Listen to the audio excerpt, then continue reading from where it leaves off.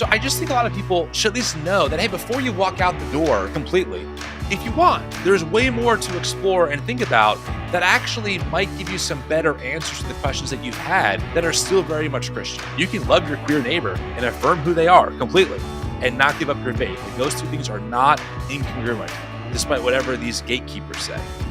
This is Down to Earth Conversations, where we hear from ordinary people who are helping to bring a bit of heaven down to earth.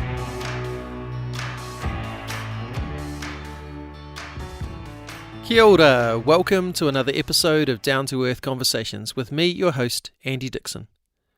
Today I'm joined by the founder of the New Evangelicals, or TNE, Tim Whitaker. Tim started TNE as an Instagram account in order to pose questions about his Christian faith and share answers that he received. This has led to a connection with thousands of people around the world, including myself, who have asked many of these same questions. TNE has now grown into a non-profit, an online community, and a group of people who amplify the voices of a range of perspectives on faith and life. We talk about Tim's journey of accidentally starting this thing, what prompted the shift in his faith, what it has cost him, including his faith community, and the beauty in life he's found on the other side. This is episode 94 of Down to Earth Conversations.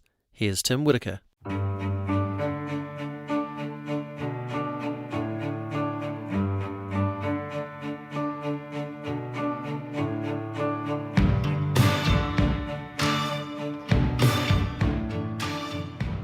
Tim Whitaker, kia ora, welcome to the podcast.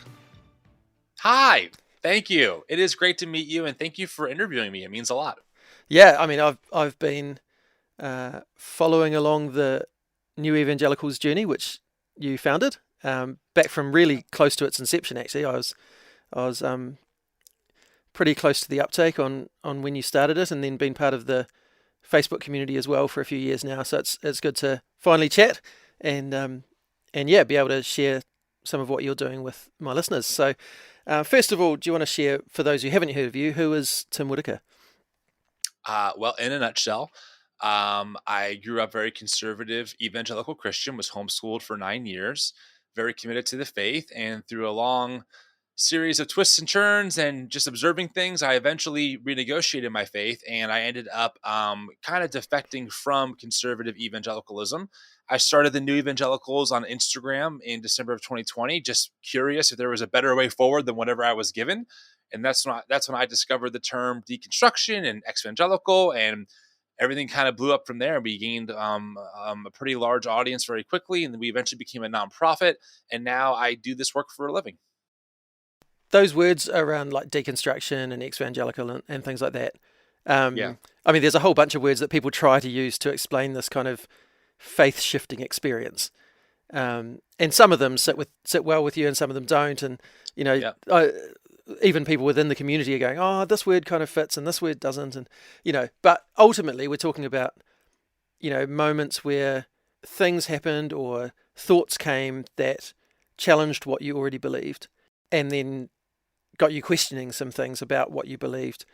And for you, sort of at what point did you start probing those things? At what point did you start going, actually, the stuff that I've been handed, is it all it's cracked up to be, or is there a better way?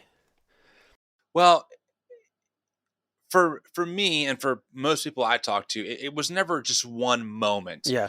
It was kind of it's kind of like a death by 1,000 paper cuts almost kind of vibe where, yeah, you just have these observations, hundreds of them over the course of your time in these spaces. And then eventually something comes along that finally lights all the tinder that's been building and the whole thing kind of goes up. Right. Yeah. So from a very young age, when I was 17, 18, I started having some questions and just observations like my more reformed church that I grew up in as a child told me that the Bible is clear, women are not allowed to preach, and that the gifts of the Spirit have ceased. And then when I became a drummer and found a more charismatic youth group to play in because they had all the cool music, they said, no. Yeah. Women are allowed to preach and should be able to teach. And the gifts of the Holy Spirit are alive and well because the Bible is clear. So even in moments like that are kind of nonchalant, right? I didn't take it super seriously or think, oh, well, which is the real truth? I just thought, oh, that's kind of weird that, they see things differently. And I just kind of file that one away to memory, right? So you have moments like that, hundreds of them. And eventually for me, one of the moments that made me go, okay, I can't really ignore this anymore. Something deeper is happening than what I can imagine or what I can understand. That really was for us in the American context, the election of Trump in 2016. That moment, watching evangelical pastors that I knew, friends that I knew, suddenly shift and be so willing to capitulate these so-called Christian values that I was given my whole life around sexual purity and integrity and kindness and gentleness. I mean, the fruit of the spirit, right? All of a sudden, they're like, well, he's kind of a bully, but we need kind of a person like that to drain the swamp, and we need a commander in chief, not a pastor in chief. I thought to myself, something's wrong here. Something is really wrong. And I was not liberal. I wasn't looking to be a liberal. I wasn't some kind of rebel. I was firmly in evangelicalism, still very moderate, maybe conservative, even in a lot of ways. I wasn't affirming of queer people, anything like that. And even then, I was like, I don't know, guys, something really stinks to high heaven. So I think between that, the Black Lives Matter protests, and COVID, those three global situations really changed my perspective regarding the tradition I was a part of, where I didn't have a crisis of faith. I had a crisis of theology. Yeah. It wasn't, oh my God, does God exist? It was, what do I believe about this God? Everything I've been taught about this God suddenly seems not to make any sense anymore. I got to find a better path forward. So it was a lot of little things, and then eventually those three big things that really became the sparks to light everything on fire. Yeah, I mean, it's been wild looking from outside of America at Yeah, your I can journey over the imagine. last, you know, yeah, it's been wild. Um, I mean, not the least of which is because we're all going, how is there not a good candidate on either side? You know, Hmm. that Hmm. that there are people. I don't know. We could talk about American politics all day. Let's not Yeah, up not to get you. It's your let's podcast. not get sidetracked on that. No, because I want to talk about you and your journey. Uh,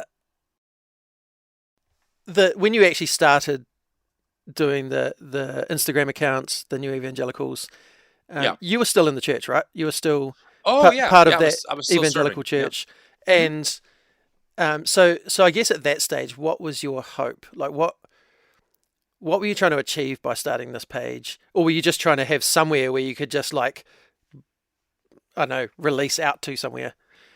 I didn't know what was going to happen. I was scared to death to call anything the New Evangelicals. I mean, I was a volunteer drummer at my church. I wasn't some paid clergy or had some crazy book deals or was like seen in the public light as some spiritual authority. I was just some no-name dude in New Jersey. So I was a little worried about that, and but I was at the point where I thought to myself, we need something better than this. And at the time, I thought it could happen inside the white evangelical space. I thought that we could just like rehabilitate things and tweak a few things. So that was my intent in the beginning. I was asking questions. People were sending me their answers. I would screenshot the answers and I would share them. And that was kind of the vibe on Instagram. There was no podcast in the beginning. There was no Facebook group. There was nothing. It was just me converted my private account to TNE and said, "Oh, here goes nothing." So that was the intent in the beginning. I mean, I just had no clue what was going to happen. I was kind of scared, but it was just to ask questions and still showing people that hey, you could still be part of a church that accepts you and welcomes you, even if you hold different views, and that maybe there's something still here to salvage. Yeah. What I really connected with in those early days is that, like, the questions you were asking were questions like, how do we love people?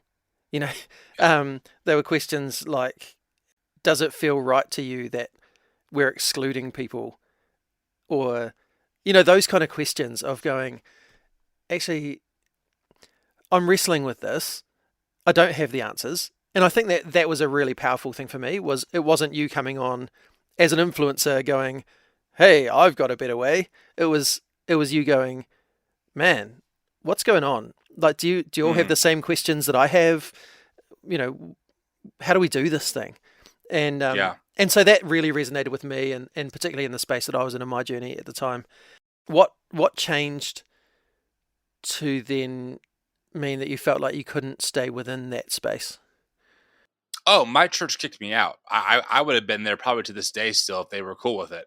So it wasn't really up to me. Yeah, right. They gave me an ultimatum that I could either stop serving with them as a drummer, as a volunteer, which I've been doing for the past 6 years. My entire community of faith was revolving around the worship space at that Yeah. time, or I could stop doing what I was doing online via TNE. Like, that was the option. And by that point in April of 2021, so this is like 4 months after, we had 10,000 people following us. I was getting tons of DMs, people saying, "This is saving my faith. This is so helpful. I feel so seen."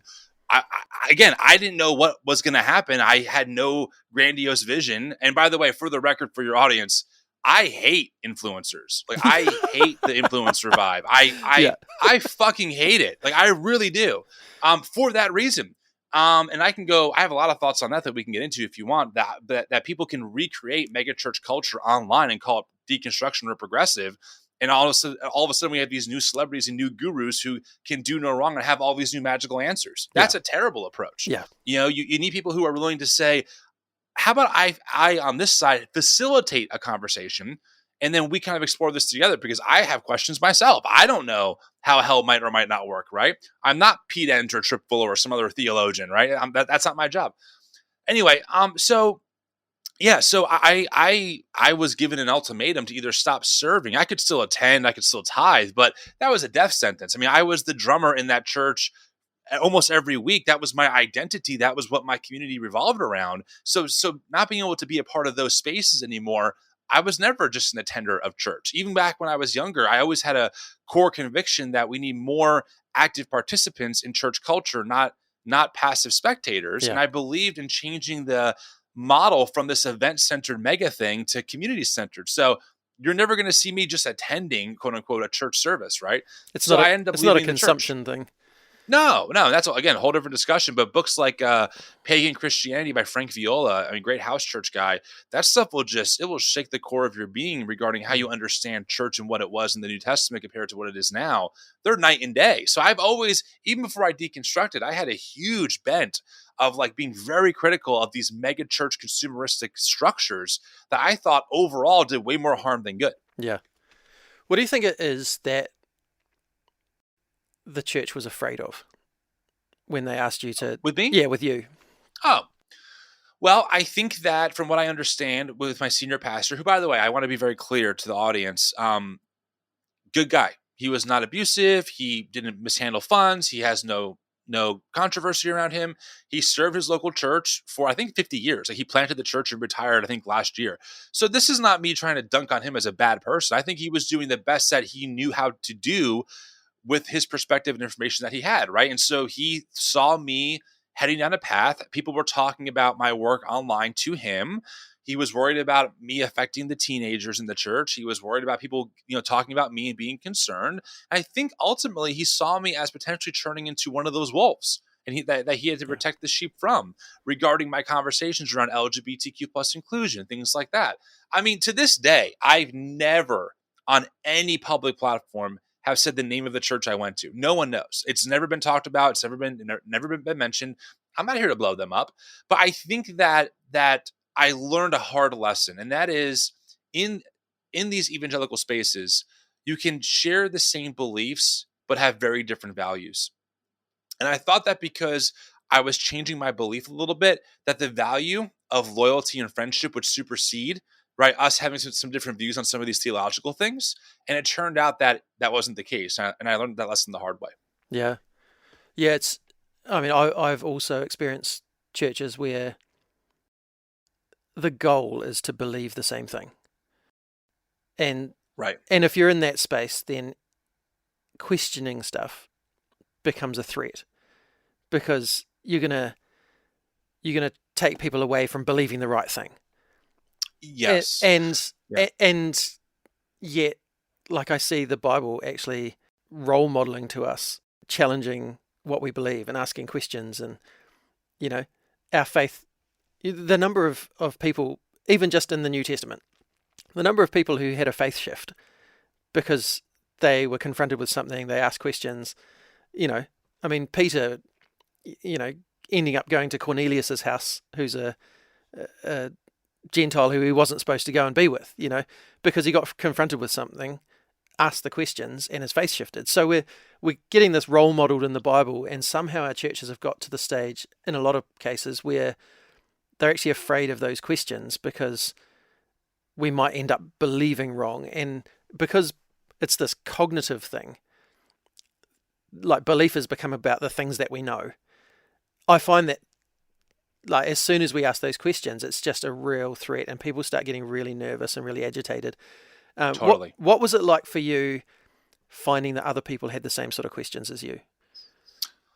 Well, it was definitely reassuring. Um, I have found in my experience, everyone's church experience is different, so this might not be theirs. That most churches I've experienced didn't have a problem with me asking questions. They had a problem with me coming to different answers, right? And I think that's kind of the bait and switch, right? Is that they go, your questions are welcomed here. Let's talk about sexuality. Let's talk about the Bible and hell. But they have the answers preloaded. And the second you say, well, maybe I'm not convinced of eternal conscious torment regarding how hell might or might not work, then they go, oh, well, okay, now that's a boundary too far, right? Like that's when the problems happen. It was really reassuring to find people that were asking the same questions I was. I mean, that was when I started TNE online, and good old Mark Zuckerberg and his algorithm put me in touch with other like-minded folks. That was when I thought, this is deconstruction. Okay, I never heard of this term before. That was the first time I ever heard of the term deconstruction, was thanks to the internet. And that all of a sudden I found this world of accounts of people that I were here before me who were doing the work. And I was like, oh, like there's a lot more happening here than just me. This is great because I have so many questions myself. So it was really reassuring. Yeah. How did it go from an account to a community? Out of need. I was getting so many DMs from people saying, I feel alone. And I'm like, no, I'm telling you, I'm getting so many DMs. There's so many other people like you. But Instagram is not, you don't connect other people through DMs. So it was from there that we started a private Facebook community that now has about 8,000 people inside of it. And that was the beginning of like something digitally forming that was not just me on one side of the screen while people on the other side were consuming or just receiving content or other folks' perspectives without the ability to kind of talk back. So we definitely have grown into that. And that we also, people were like, hey, I would love to have a map where I can see who's in my area. So we created a map that people can sign up for and see who's in their area. So it was honestly out of need. Like, I want Mm. to stress, I just responded to the community like, okay, you want to get in touch, we'll do a Facebook group. Okay, you want to you want to meet each other in person.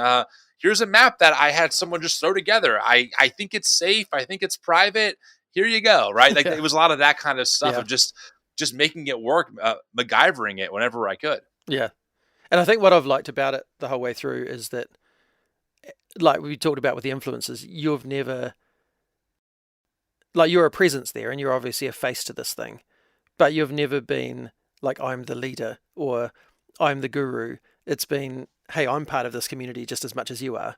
And then you've roped other people in to be part of helping moderate and lead that space as well. Yeah, I mean, I'll tell you right now, Andy, if I ever say I'm your guru, you should play this clip and be like, what the hell were you thinking? Like, you full permission.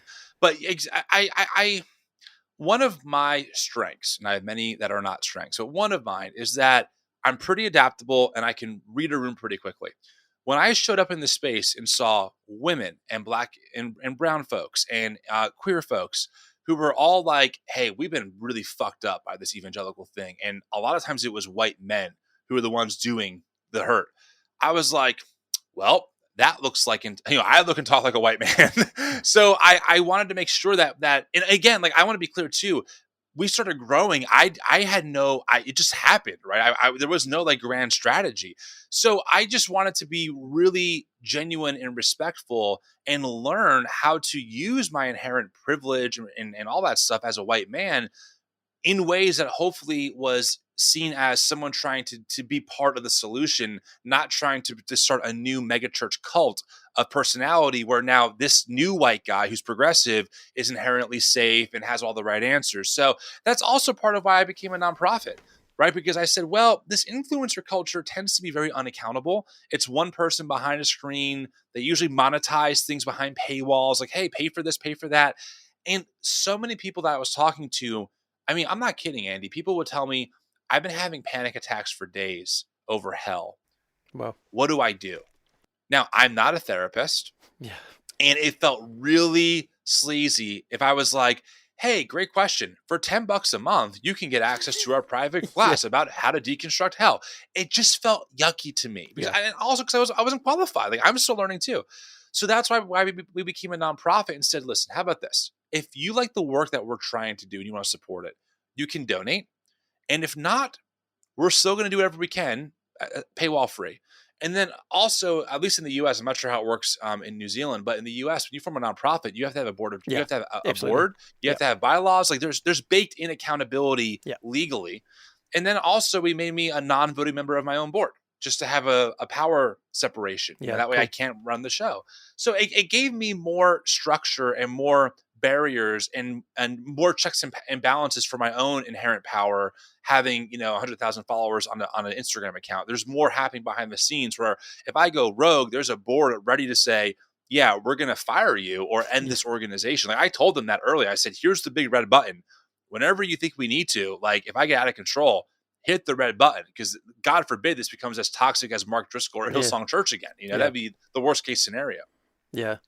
Which, I mean, that shows a real humility from the outset of going, this isn't about me, and we do need accountability, and I'm prepared to submit to that accountability, which, again, not only in the influencer space, but actually in a lot of church spaces, that's also not the case.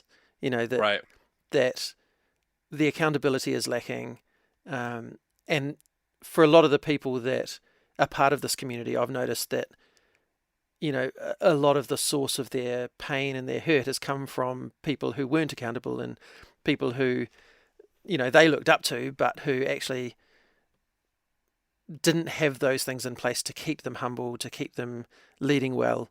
The other thing I think, as I've looked through or as I've journeyed with the people in the group, is that everyone's story is so unique. So unique. We haven't ended up all there because of the same reason. However, there are some sort of connecting threads, things that are kind of more common.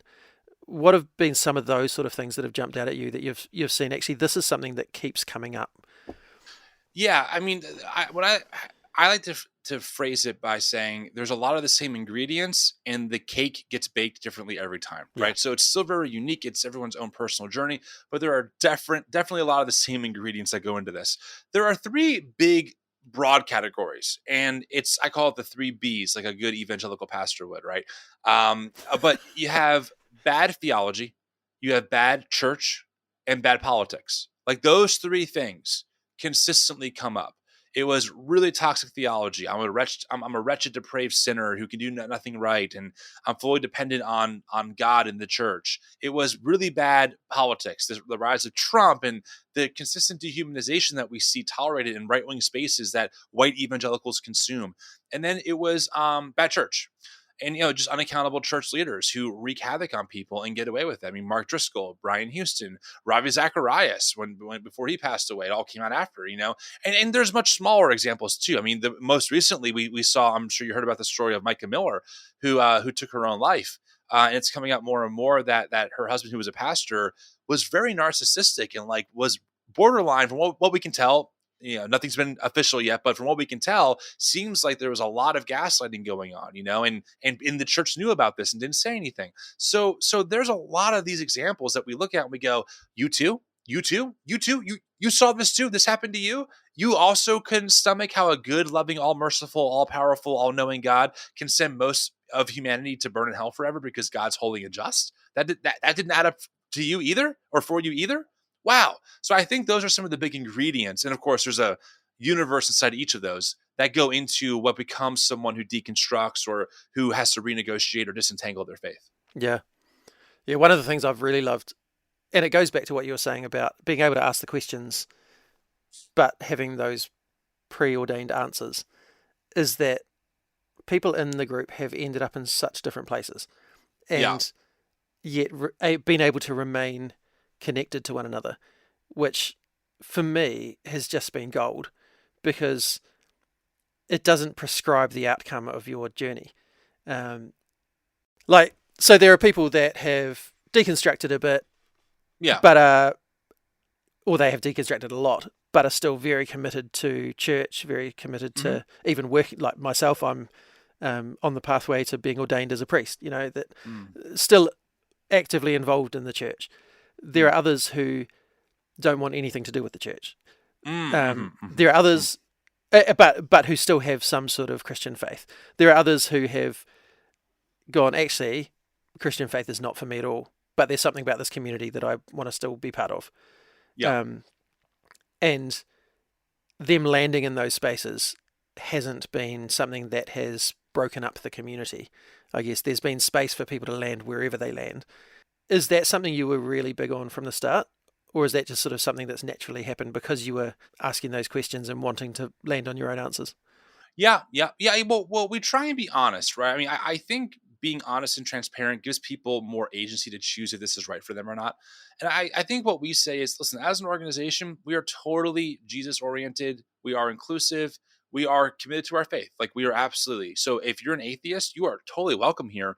But just be aware, like this is who we're looking for. This is who we're talking to, right? We're talking to people who want to maintain faith outside of the basement of fundamentalism. Yeah, So I think with that in mind, I think people feel comfortable because they know. Like it's not a surprise when they find us and go, "Wait, you're Christian? I had no idea." It's like, no, we are very much Christian. We very much are. However, going back to that beliefs versus values discrepancy, a lot of people find that we can have different beliefs about the Bible, God, Jesus, the church, and still have the same values of non-dehumanization, of justice, of love, and yeah, inclusivity. So I think that's kind of the key, right? That allows us to kind of have our cake and eat it too, where we can say, and we mean it, that a lot, all of this comes out of our allegiance to the way of Jesus as best as we know how. And as an organization, we want to help people find faith again, and just in a better way, while also saying, we have tons of people who are atheists who are part of our Facebook group and who love it and who I DM with consistently, who love our work, and I love them because we don't just need to have only Christians with these beliefs yeah,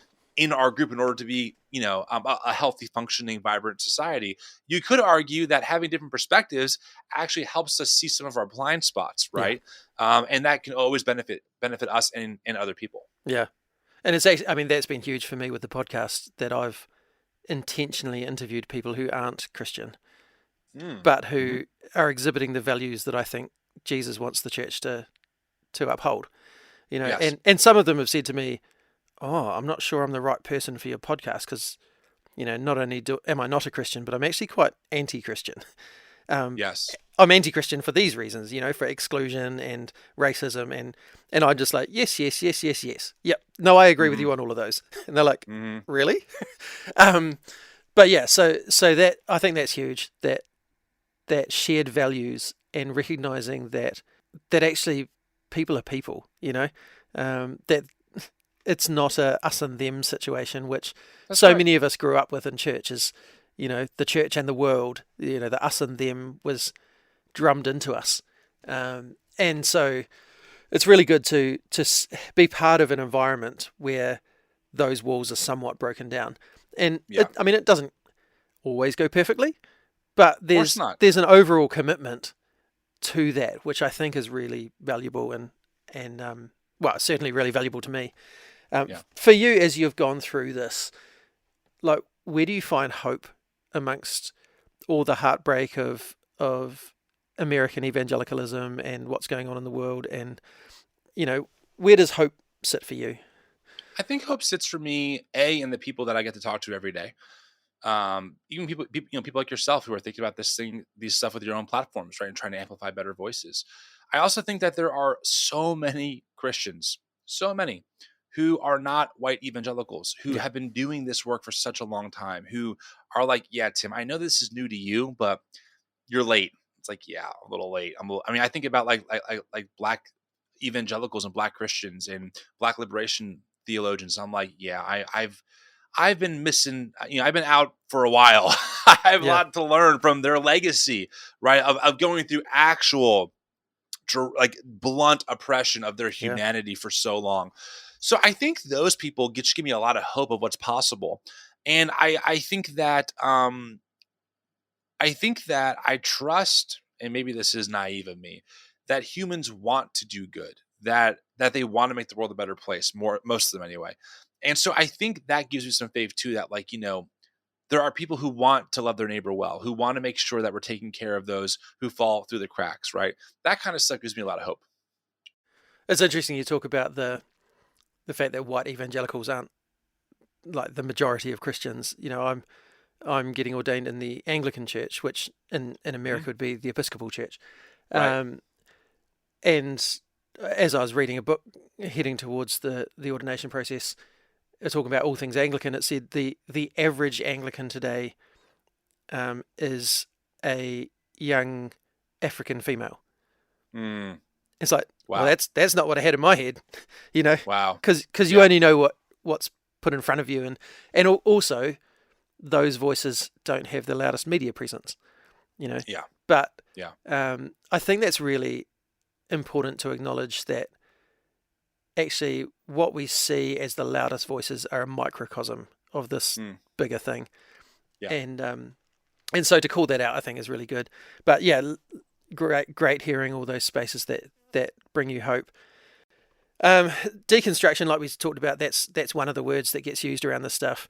Um, Yeah. and and what I've noticed is that there are plenty of people who haven't gone through any of that sort of process who are Mm. quite prepared to tell the world what deconstruction is and why people are doing it, even though they haven't experienced it themselves.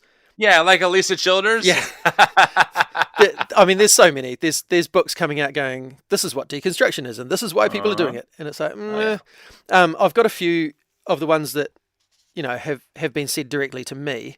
I'm just going to throw them at you and see what your response is to how true or not you think these things are. So Okay. the first one is that people deconstruct because of social pressure to conform to progressive ideologies. Well, if that's true, I never heard that from anyone, and I've probably fielded 15,000 DMs so far. Yeah, So yeah, and nobody's said, well, actually, I was feeling pressure from outside the church to conform. no. And by the way, can we just dispel that myth? And I'll tell you why it's a myth. When you deconstruct, you're still inside your faith tradition. So it's actually the opposite. All the pressure is to maintain your current beliefs.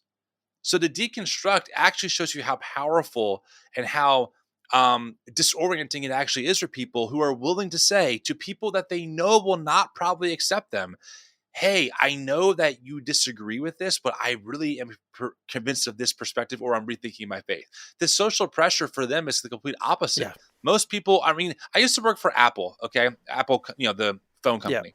I used to work in the retail stores, and they would be considered a woke company, because their current CEO is gay and they do a lot of like environmental stuff.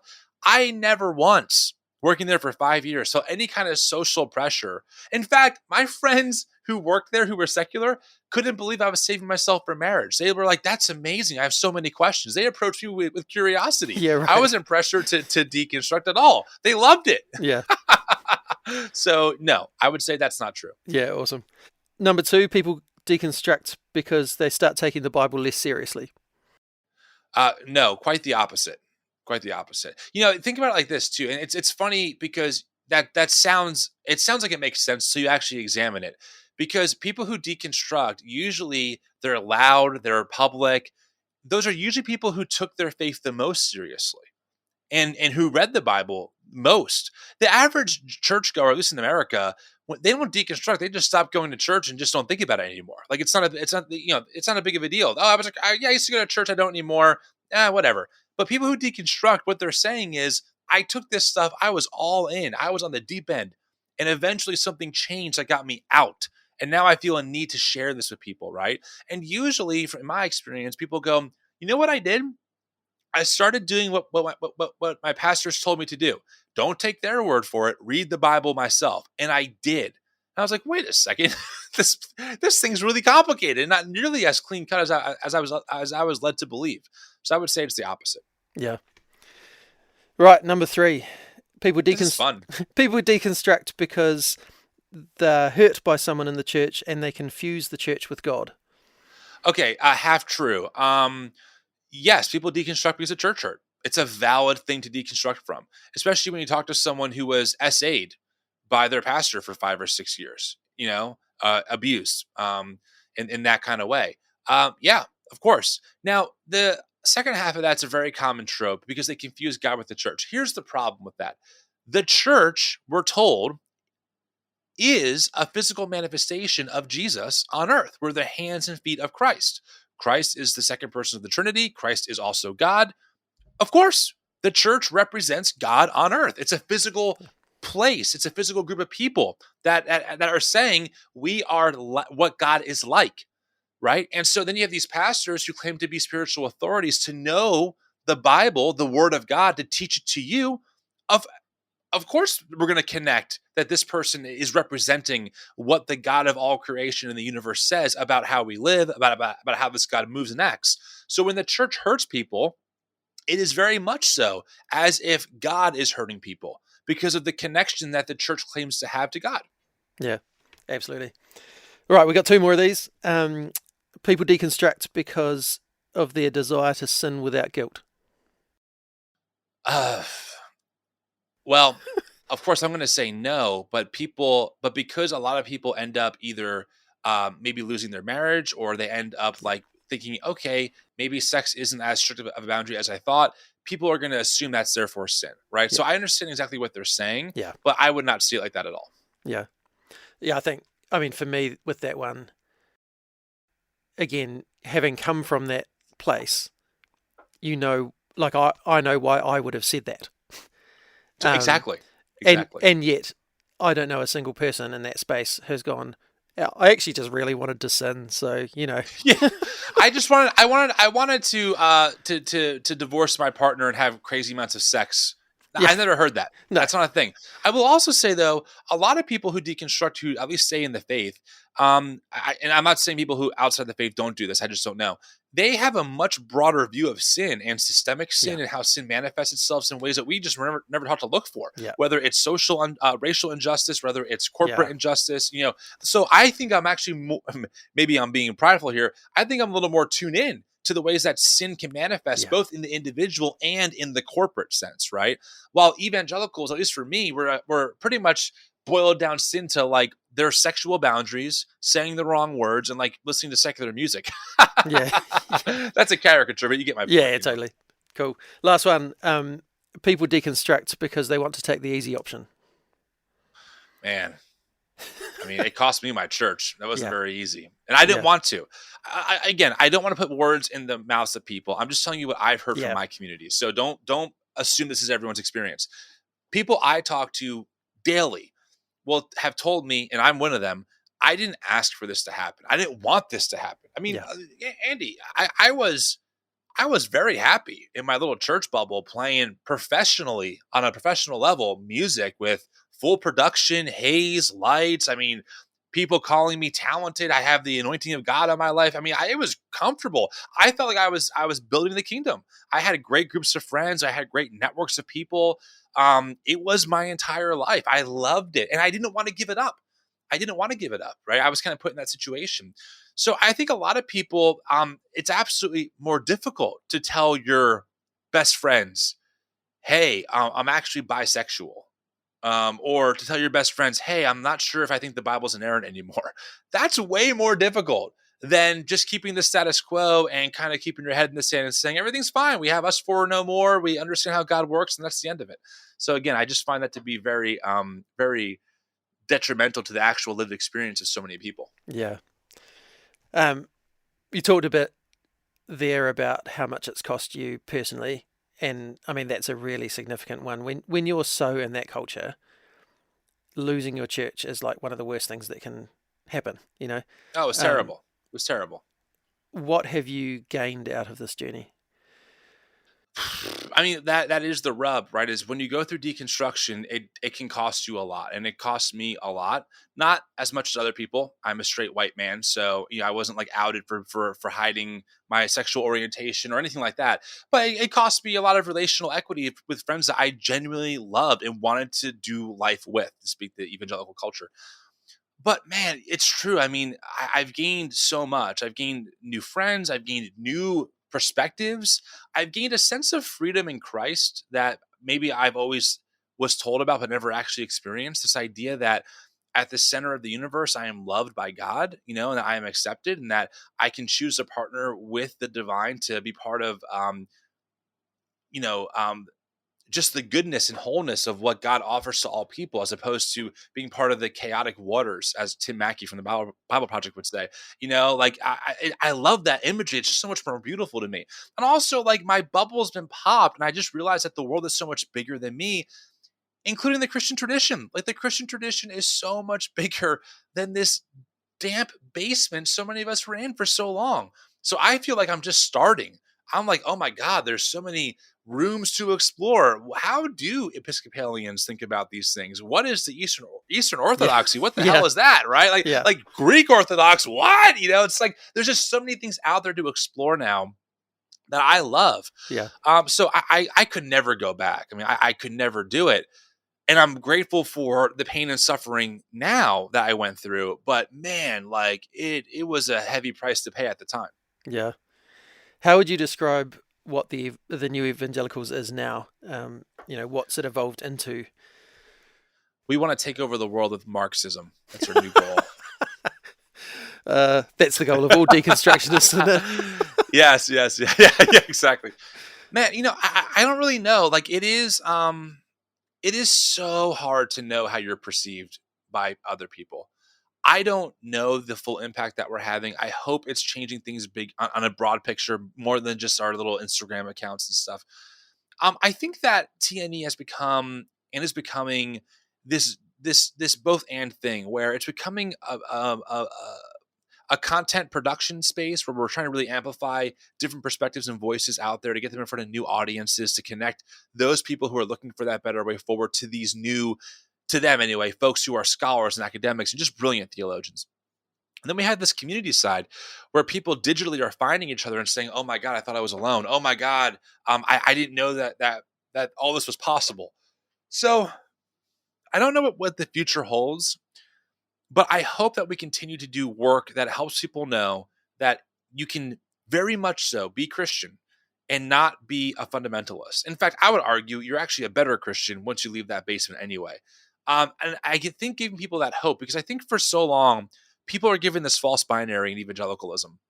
You either are a true Christian like them, or you're a worldly, liberal, atheist person who, like, just has no boundaries. Now, obviously, that's a caricature of my atheist friends. Okay, I have many friends who are in that space who are beautiful people, but I was always like, for me, atheism was never compelling. No, again, no shade to my atheist friends, none. I get a lot of their critiques are so valid.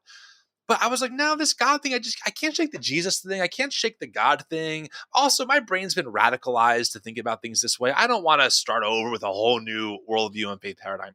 So I just think a lot of people should at least know that, hey, before you walk out the door completely, if you want, there's way more to explore and think about that actually might give you some better answers to the questions that you've had Yeah. that are still very much Christian, right? So I just like giving people that choice of, if you got to go, I get it. I totally do. But you don't have to if you don't want to. You can love your queer neighbor and affirm who they are completely and not give up your faith. Like, those two things are not incongruent, despite whatever these gatekeepers say, Yeah. So that's how I think about it. Yeah, nice. You mentioned the word amplify. Tell us a little bit about Project Amplify. Yeah, we launched this initiative end of last year. I've just noticed that